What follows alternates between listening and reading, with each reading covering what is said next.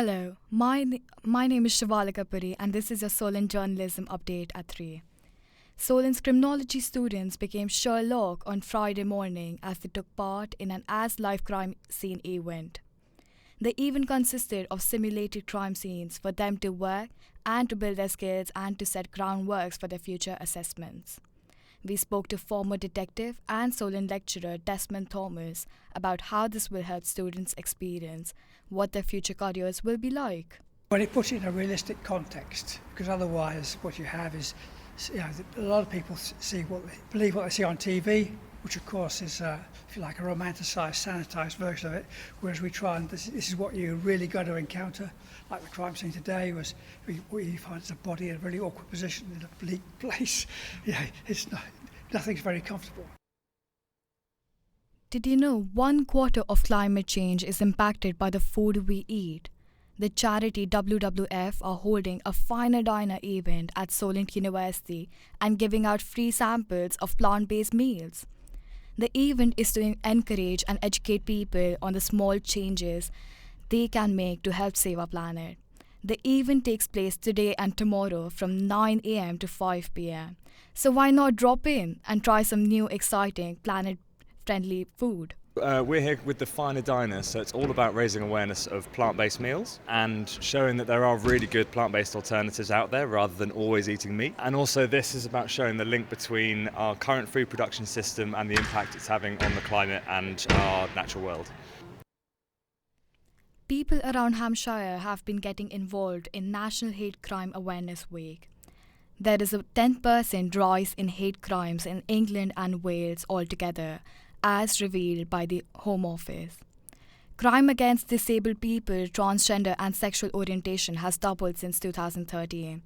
The week-long event that came to an end today was designed to encourage and raise awareness of the crime and how to report it.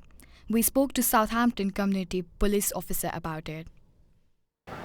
If it's an emergency, straight away you're going to need 999 for the police. There's a lot of people, due to the sensitive nature of such an incident, may choose not to report to the police and will suffer in silence.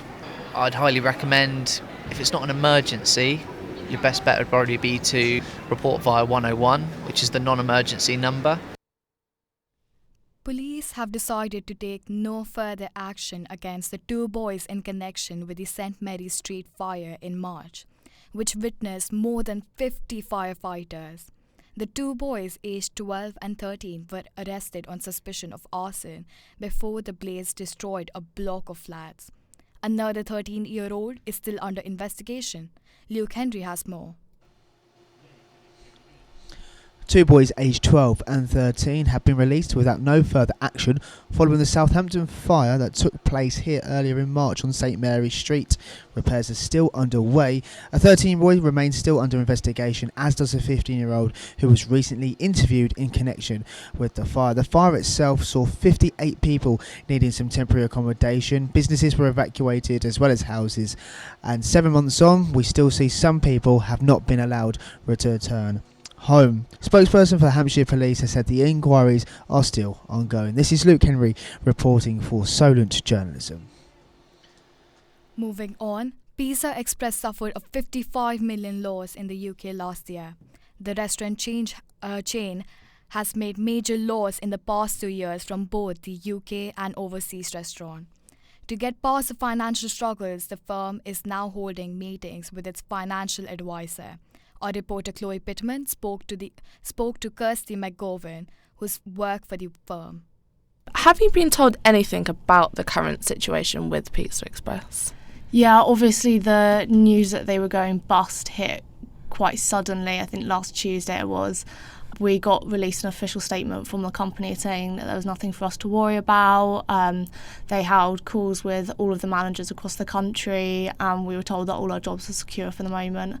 Apparently it was the financial advisors they called in. Drivers face a 3-mile diversion to their journeys in Southampton when the Itchen Bridge closes for 5 nights.